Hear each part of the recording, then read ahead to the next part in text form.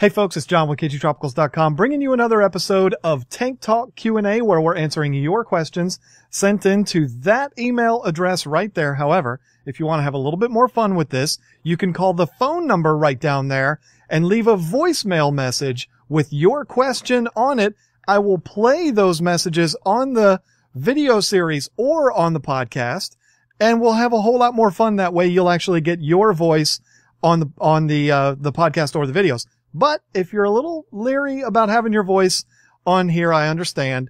Just send it in on email and we will go from there. Now, on today's episode, we're only going to have emails. We're going to kind of go back old school, go back to the way that we used to do it. And there's a reason for that. If you were not able to listen to the podcast this week, that went up on Tuesday, the Tank Talk podcast, I encourage you to go listen to it because in that podcast, I explained a whole lot about what's been going on here over the last couple of months and why I have been working very hard to stick to a schedule, but it hasn't been exactly easy to do. While you're over there listening to that podcast, you're also going to need to check out a couple of things. One, we're doing 10% off on all of your fish when you order them from KG Tropicals right now. Had to get that in there, but also this is really big, something huge that I've done that I'm really excited about, and it's already taking off. And that is, I started a forum. I've started my own forum all about the fish keeping hobby. It's not just an African cichlid forum. It's everything fish keeping. If you go on the website, www.kgtropicals.com, you'll see a picture that looks just like that. On the homepage, you'll see it on a whole bunch of the pages. Just click on that and it'll take you directly to the forum. We've already had a whole bunch of people sign up and everybody's already posting, putting pictures up and everything. We're having a blast with it and it just went up today. So it's really exciting. I encourage you to go over there, check that out, become a member. We'll have some fun. We'll get to know each other. I told you before, I'm trying to build a community out of this, and that's just the next step to get to there. So check it out. I think it'll be a lot of fun. Head over there and get to it. There's other ways of getting to the forum, but I'm not going to confuse you. I'm just going to say, go on KGTropicals.com, click on that picture, and you'll find it. And let me just say one last thing before we get to our questions. If I get one more comment while I'm wearing this shirt about wearing a Walgreens shirt, I'm going to lose it. Y'all better recognize who is the division champs. Come on, folks. I mean, look, we just clinched the other day. Give it to us now. Come on. Walgreens. Come on. I do buy my nicotine gum at Walgreens. Still tobacco free, by the way. All right. Forget about all that. Look, let's get to the questions. The first one today comes from Tyler Sherwood. Would you explain how you have your fry tank set up with sponge filters? Do you have one large air pump running all of the sponge filters, or are there multiple air pumps? Thanks for your help. Did you watch any of my old videos where I was actually at the shop? They weren't that long ago. Did you hear that whistling sound in the background? The whole reason why I set up this studio was to get away from that whistling sound. That whistling sound was a regenerative blower. That's a hard word to say. It's a large, well, it's not large, but it's about like this big. It's about 10 times your average air pump for your aquarium. And that is what's running all of the tanks in the shop, with the only exception being the 240 and the 75-gallon tanks that are around it. And then the new rack that I just built, the 60 20-gallon tanks, that's run by a linear piston air pump. Again, it's very powerful, and that one's very quiet. It's no louder than your regular air pumps, but the blower, I mean, you can put like 500 tanks on a blower. That's why I use that for the main section of the store. When we were in our garage and we had our fry tanks and all of that, we don't really have any fry tanks anymore. I mean, we've got tanks that have fry in them, but we're not doing a whole lot of breeding right now, so we don't have like a bank of fry tanks is what I'm saying.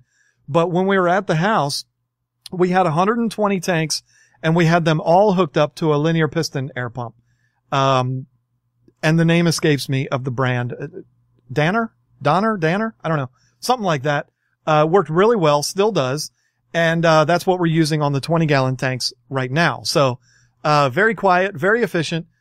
About 110 tanks or so will be your max there. Not many people have that many tanks, but the blower that we have, I mean, we could put a whole lot more tanks on there, than what we have on it now. So it's really powerful, works really well.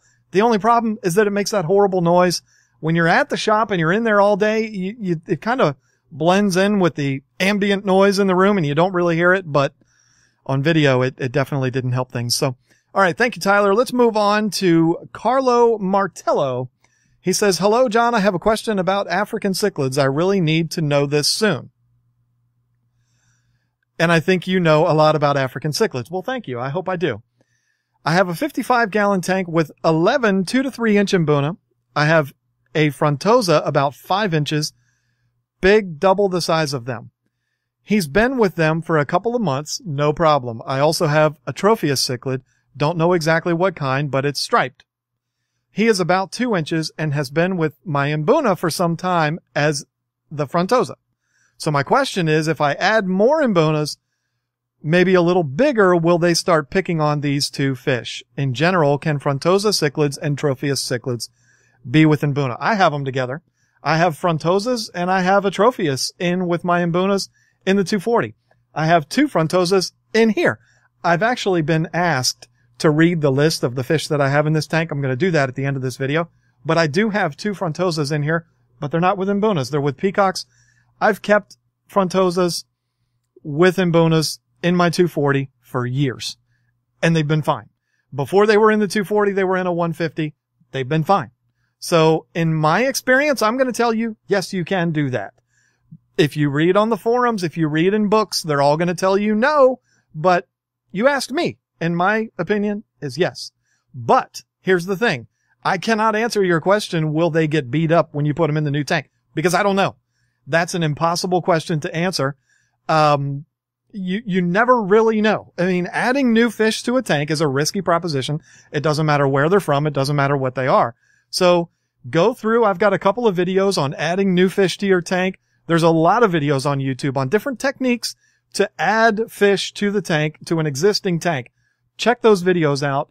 I'll be revisiting that topic in a future episode, but I'm not going to go through the whole thing right now because I want to keep these videos short. They're way too long.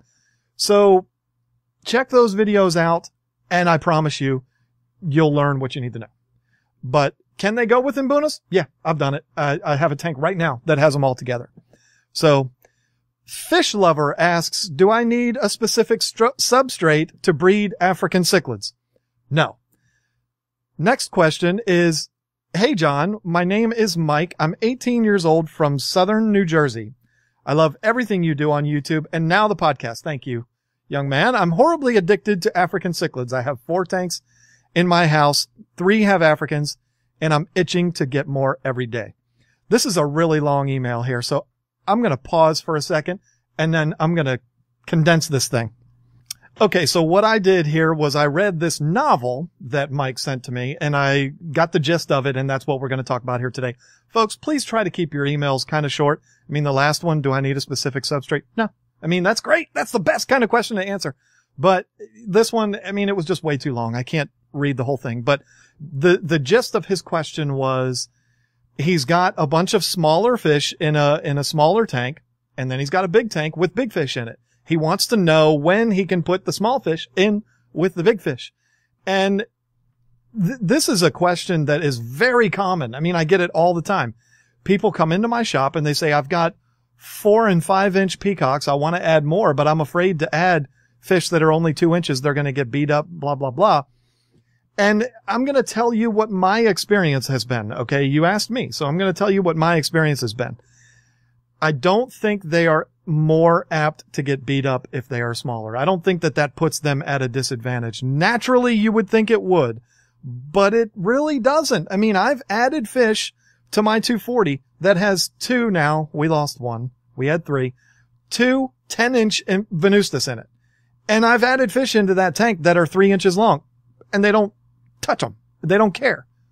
But I've also had fish get swallowed whole by those venustus because I was cocky and I thought I could put any fish in there that I wanted, and one was way too small and I did it anyway and he got eaten, and that was that.